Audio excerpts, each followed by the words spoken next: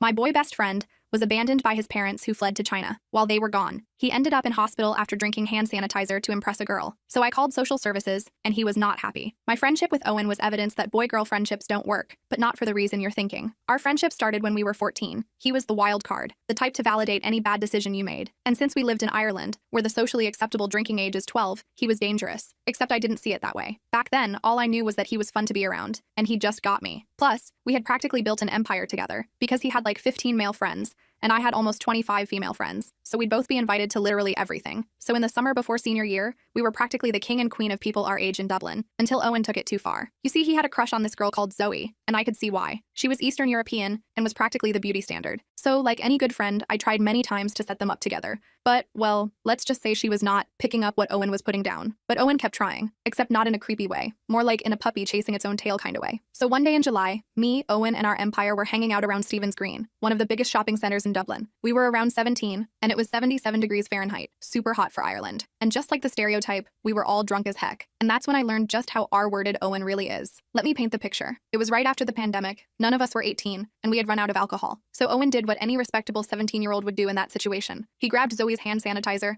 and started pouring it into his mouth. I tried to grab it from him. He won that battle. Our entire empire was laughing and cheering him on, like it was the funniest thing in the world. In that moment, I realized that, to them, we were nothing more than the party holders. Within minutes, his eyes were rolling to the back of his head. He was staggering around and falling into the outside seating area of the nearby restaurants. I tried to pull him to the side and get him to the recovery position, but I wasn't strong enough to do it alone, and no one wanted to help. Until I started shouting at the 6-foot boys with their hands in their pockets. And luckily, we managed to get him to vomit in an alley. My heart was racing while I called the ambulance. But while we waited, he began to regain consciousness. Before I continue, you have to know Owen hates physical contact. Even when our hands accidentally brush against each other, he does a dramatic full-body shiver, and his face contorts into disgust. So when his first words after regaining consciousness were him asking me to spoon him, I almost threw up in my mouth a little. But then I thought about his family that, aside from monthly cash payments, abandoned him in Ireland to start a new life in China when he was just 13. So, mostly out of worry and pity, I did it, especially since his skin was getting significantly colder, and I wanted to make sure he survived. After an hour had passed, me and Owen found ourselves still waiting for the paramedics, and by this point, he was using what little energy he had left to push me off him and beg me for a cigarette. I still remember the 17-year-old look of desperation in his eyes, and if I'm being honest, how annoying he was being is what made me finally give in. When he took the first puff, a smile plastered on his face. He looked like a terminal cancer patient being told they're in remission, but halfway in, he was staggering again. I rubbed my temples together and tried to remind myself that his home life was even worse than mine, that he was just trying to cope, until he threw up again, because mixed in with the bile was red, like a lot of red, and the paramedics made it even worse, because when they arrived, they refused to treat him. "I'm not treating another substance addict," one of the ladies said, laughing. Another one just stood there waving at him, "Sayonara, Asian boy," before driving away. Owen started shivering, and tears were streaming down my face. I couldn't call my parents because I knew they would injure me and kick me out of my house. I started screaming at them that he wasn't an addict, it was just a stupid dare, but they were already walking back to their ambulance. "He needs to sleep it off. Call his parents to pick him up," the older one called over his shoulder. They drove away, leaving me sitting there in shock. Owen had started vomiting again, but this time I noticed something terrifying. There was blood mixed in. Actual blood. I was completely panicking now. I couldn't call my parents. They would absolutely kill me for drinking, and probably kick me out. Owen's parents were literally on another continent. Most of our friends had abandoned us. In desperation, I called the one person I'd promised never to involve in my messes, my cousin Morgan. Morgan was 24 and worked as an EMT in a neighboring district. She'd always been the responsible one in the family, and had lectured me countless times about my partying habits. She was also the only person in my family who knew the full extent of my double life, and had kept my secrets, even while disapproving of my choices. The last time I'd seen her was at a family dinner where she'd pulled me aside and warned me that I was heading down a dangerous path. I'd rolled my eyes and told her to mind her own business. Now here I was,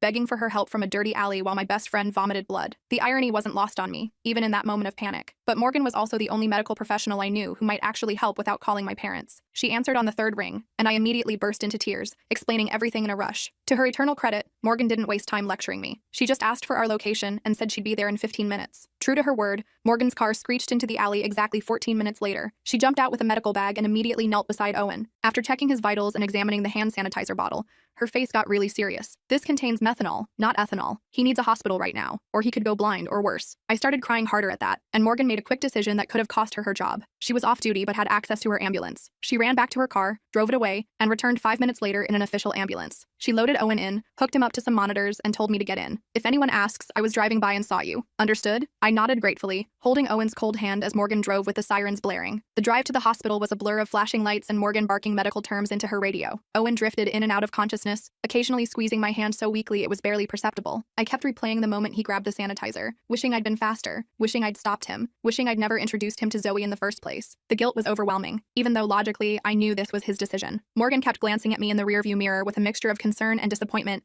that made me feel about 2 inches tall. At the hospital, things didn't get much better. The intake nurse recognized Owen immediately, which was another bad sign. Kim again? She said with a sigh, looking at his chart. 3rd alcohol poisoning this year. He's taking up a bed someone else needs. Morgan stepped in professionally. This isn't standard alcohol poisoning. He ingested methanol from hand sanitizer. He needs methanol antidote protocol immediately. The nurse still seemed reluctant, so Morgan pulled her aside and had a whispered conversation. I couldn't hear everything, but I caught phrases like parents in China and effectively abandoned and potential organ damage. Whatever she said worked, because they whisked Owen away on a gurney. The next few hours were a blur of paperwork and questions. A doctor told me Owen had severe methanol poisoning, which could have been fatal if we'd waited much longer. They pumped his stomach and started some treatment with ethanol, actual drinking alcohol, which apparently counteracts methanol poisoning somehow. The doctor explained that methanol breaks down into formaldehyde and formic acid in the body, which are incredibly toxic, but ethanol prevents this conversion by keeping the liver busy. It was weirdly ironic that they were actually giving him medical-grade vodka through an IV to save his life. They needed parental consent for the full treatment protocol though, which meant I had to admit that Owen basically lived alone. His parents paid for everything remotely, but weren't physically present in his life. This triggered a whole other set of problems, as the hospital was required to contact social services. I waited in the hallway, while a series of hospital staff and administrators discussed Owen's situation in hushed tones. Occasionally, one of them would emerge to ask me another question about his living situation, each time looking more concerned than the last. I felt like I was betraying him by revealing his secrets, but also knew that continuing to hide the truth could literally kill him. A social worker named DT arrived within an hour and started asking me tons of questions about Owen's living situation. While all this was happening, my phone was blowing up with notifications. Word had spread throughout the empire about what happened, but not in a supportive way. Someone had forwarded me screenshots of a group chat where people were making jokes about Owen drinking hand sanitizer. Zoe was apparently telling everyone he did it to impress her, which made the whole thing seem even more pathetic. JP, who had been Owen's friend since primary school, had started a poll asking whether drinking hand sanitizer or eating Tide Pods was more stupid. These were people who had been at Owen's home less than 48 hours ago, drinking his parents' expensive liquor and using his PlayStation. Now they were treating his medical emergency like the latest meme. Some of them were even using the hashtag #SanitizeSurvivor mockingly in their stories, which made me physically ill. The rage I felt seeing those messages was unlike anything I'd experienced before. When Stacy, the biggest gossip in our group, had the audacity to show up at the hospital to see how he was doing, but really to get more gossip, I completely lost it. I confronted her in the waiting room, screaming about loyalty and friendship until security had to intervene. They almost kicked me out, but Morgan vouched for me, explaining I was just stressed about my friend. Stacy left in tears, but not before telling me that everyone thought I was overreacting, and that Owen would be fine. He always is. Her dismissive attitude made me realize how normalized Owen's self-destructive behavior had become in our social circle. It wasn't just that they abandoned him in a crisis. They genuinely didn't understand that this time was different, that he could have died. The worst part was realizing that I had been part of creating this culture,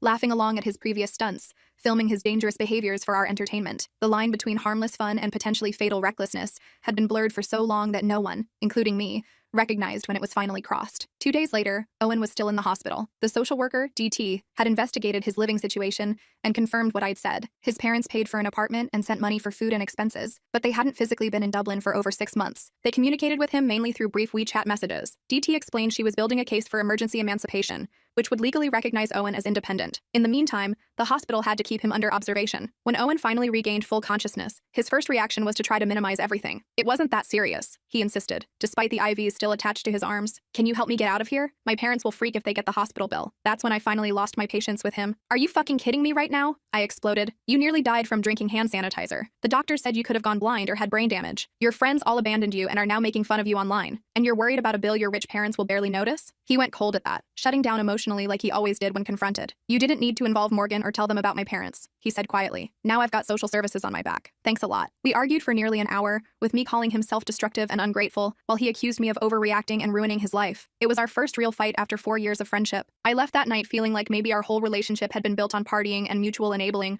rather than actual friendship. That feeling only intensified when we discovered the Empire had planned a massive party that weekend and had explicitly uninvited both of us. One of Owen's former best friends, JP, posted in the group chat, "No hand sanitizer drinkers or their babysitters allowed. We want to actually have fun." From Owen's hospital window, we could see the Instagram stories posting in real time from the party, which was happening at JP's house where we'd all hung out countless times. People were posting selfies in the exact spots where Owen and I had taken our own photos just weeks earlier. Someone was wearing Owen's vintage vintage Bulls cap that he'd left there after the last party. It was like we'd been completely erased and replaced, as though our 4 years as the center of this social group had never happened. The complete social exile hit Owen harder than me. I was angry, but he seemed genuinely bewildered that people he'd considered close friends would turn on him so quickly. I would have done anything for those guys, he said quietly, watching the stories update. I let them drink my parents' expensive liquor, crash at my place whenever they needed to. I thought we were brothers. I tried to comfort him, telling him they weren't worth it anyway, but he suddenly lashed out. This is all your fault. If you hadn't made such a huge deal about everything and called fucking social services, we'd still be at that party right now. I left the hospital that night wondering if our friendship was even worth saving. For 3 days after Owen was released, he completely ghosted me. Wouldn't answer calls or texts. I knew he was back in his apartment because the social worker had updated me, but he was clearly avoiding any contact. I tried everything, leaving voicemails, sending memes that usually made him laugh, even standing outside his building once like a complete stalker before losing my nerve and leaving. The silence from him hurt more than I expected, especially after everything we'd been through. I found myself compulsively checking the Empire's social media, watching as they continued their parties and hangouts without us. It felt like watching my former life from behind glass, simultaneously missing it and seeing how toxic it had been. On the 4th day, I finally got a text. Can we talk? We agreed to meet at a small cafe on the opposite side of Dublin from our usual hangouts. The awkwardness between us was painful. We'd spent nearly every day together for 4 years, and suddenly we were like strangers, carefully selecting neutral topics. He looked different somehow, maybe thinner, definitely more subdued. The manic energy that usually surrounded him was gone, replaced by something quieter and more uncertain. We made small talk about the weather and the cafe's mediocre coffee for nearly 20 minutes before either of us broached the real issues. Finally, I brought up the elephant in the room. I think we should just start over, I suggested. Forget the Empire and all those fake friends. We can build something better, something real. Owen looked down at his untouched coffee. I don't know how to exist without them, he admitted. My whole identity is being the crazy guy everyone wants to party with. Without that, who am I? Then he suggested throwing an even bigger party to win everyone back, proving he'd learned absolutely nothing from nearly dying. I just stared at him, unable to believe that after everything, the hospital, the blood tests, the stomach pumping, his solution was to double down on the very behavior that had landed him there. It was like watching someone repeatedly touch a hot stove and then be surprised when they get burned. He outlined his plan with increasing enthusiasm, describing how we could get better alcohol, maybe even score some weed, and throw the party of the century. As he spoke, his eyes regained some of their old spark, but it wasn't the healthy kind of excitement. It was desperate, almost manic. Our conversation was interrupted by a call from DT, the social worker. She'd arranged for Owen to meet with a counselor named Storm, who specialized in teen substance issues. Owen immediately refused, but DT made it clear it wasn't optional if he wanted to pursue emancipation. When he hung up, he looked at me miserably. Will you come with me? To the counselor thing? It was the first genuine, vulnerable request he'd made, so I agreed. Storm's office was nothing like I expected. Instead of a sterile, clinical environment, it was a converted warehouse space with comfortable chairs and art everywhere. Storm herself was a woman in her 50s with silver hair and tattoos covering both arms. Her first question threw us both. How would you define your friendship? Owen and I looked at each other blankly. We'd never actually thought about it. We party together, Owen finally said. We have the same friends. We look out for each other, I added, though recent events had called that into question. Storm nodded thoughtfully. So your connection is primarily built around social activities and mutual acquaintances. What do you do together when you're not partying or with other people? Again, silence. We genuinely couldn't think of anything. Our entire relationship had been built around the Empire and drinking. Storm didn't judge us, just assigned homework. We had to spend time together doing something completely new that didn't involve alcohol or our usual social circle. After some debate, we decided to volunteer at a community garden near Owen's apartment. Neither of us knew the first thing about plants, but it met Storm's criteria of something new. On our first day, we met Peter, the elderly man who ran the garden. He was in his 80s but moved with the energy of someone decades younger. He showed us how to weed vegetable beds and prune tomato plants. Owen complained constantly about the dirt and the heat, and I nearly gave up on the whole exercise. But then Peter sat us down during a water break and shared his own story. He'd been an alcoholic in the 1970s in Dublin, drinking away his youth until a near-death experience similar to Owen's. I chose plants because they demand patience, he told us. You can't rush a tomato to ripen. You can't force a seed to grow faster by yelling at it. Nature taught me the patience I needed for recovery. Something about Peter's quiet dignity resonated with Owen in a way my lectures never had. We were just getting ready to leave when two familiar faces appeared at the garden gate, Zoe and JP, the very people whose attention Owen had been desperate to recapture. They sauntered in with smirks, JP filming on his phone. Wow, community service already? Zoe called out, laughing. Didn't realize hand sanitizer was that illegal? I tensed, expecting Owen to either try to impress them or retreat in shame. Instead, Peter stepped forward. These young people are volunteers, not serving any sentence except perhaps the one life gives us all, the mandate to grow and improve. They're welcome here. Are you interested in joining them? His simple dignity left them momentarily speechless. JP lowered his phone, suddenly looking uncertain. Nah, we were just passing by, he mumbled. When they left, Owen was quiet for a long time. That was the first time I've ever seen JP back down from anything, he finally said. Peter didn't even raise his voice. Just as we were starting to make progress, Owen got devastating news. His parents were returning to Dublin, but not for the reason he'd hoped. They were coming to sell their property and finalize arrangements to send Owen to a boarding school in China. They'd be in town for exactly 1 week, which gave us precious little time to convince the courts to approve his emancipation petition. We worked frantically with Morgan and DT to gather evidence of his parents' neglect, bank statements showing their minimal contact, school records of missed parent-teacher conferences,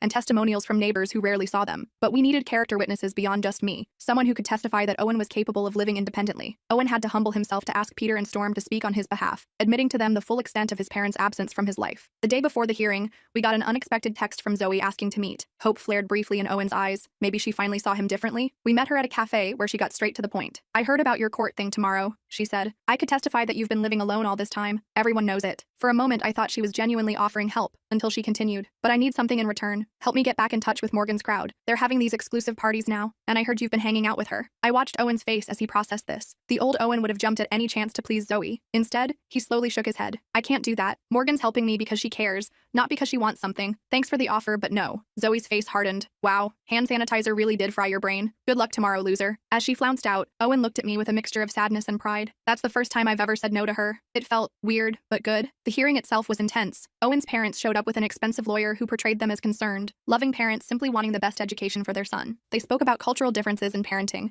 and their desire to give Owen independence while supporting him financially. It was a convincing performance until Owen's barrister cross-examined them. "When was the last time you attended a parent-teacher conference at Owen's school?" Blank stares. "Do you know who his best friend is?" They pointed at me but couldn't remember my name. The real breakthrough came when their lawyer accidentally referred to Owen as their obligation, rather than their son during closing arguments. The judge noticed, raising her eyebrows slightly before granting temporary emancipation pending a 6-month review of Owen's progress. Outside the courthouse, Owen was ecstatic. "We should celebrate. Let's throw a party at my place. Just us and some actual friends this time." When I hesitated, his face fell. "What's wrong? I thought you'd be happy." "I am happy for you," I said carefully. "But celebrating with alcohol after everything that's happened, it feels like going backward." "You sound like Storm," he complained. "1 drink isn't going to kill me." "It's not about 1 drink. It's about patterns. We fall back into the same habits and—" "You've changed," he interrupted, anger flashing in his eyes. "You used to be fun. Now you're just boring." He stormed off, leaving me standing alone outside the courthouse. For the next week, I threw myself into gardening with Peter, ignoring Owen's increasingly frequent texts asking if I wanted to hang out. Peter noticed my distraction and finally asked what was troubling me. I explained the whole situation, our toxic friendship, the Empire's collapse, and my fear that Owen was slipping back into old patterns despite everything. Peter listened without interrupting, then said something I'll never forget. "True friendship isn't about making each other comfortable in destructive habits. It's about being honest even when it hurts." That night, I wrote Owen the longest message I'd ever sent him, explaining why our friendship as it existed before couldn't continue. I told him I cared about him too much to watch him self-destruct again. I said I didn't want to be his enabler or his babysitter, but I also didn't want to lose him entirely. I explained that real friendship meant wanting the best for each other, even when it was difficult. After I sent it, I was sure he'd hate me forever. 3 days later, he showed up at the community garden. He was sober, his eyes clear as he asked if he could talk to me privately. "I read your message like 50 times, he said when we sat down on a bench away from the others. "At first I was pissed, then I was hurt, then I realized you were right." He explained that he'd gone to an extra session with Storm, showing her my message. She said it was the most mature thing she'd seen from either of us. She also explained something I never understood before, why boy-girl friendships like ours don't work. I raised an eyebrow, assuming he meant the usual cliche about romance inevitably developing. "Not what you're thinking," he clarified. She said friendships don't work when they're built on enabling and codependency rather than genuine care. That's what we were doing. I validated your need to rebel. You validated my recklessness, and we called it friendship. Over the following months, we actually rebuilt our relationship from scratch. I helped Owen navigate living independently while he started taking classes at a community college. We still hung out, but instead of wild parties, we had movie nights and study sessions with Morgan,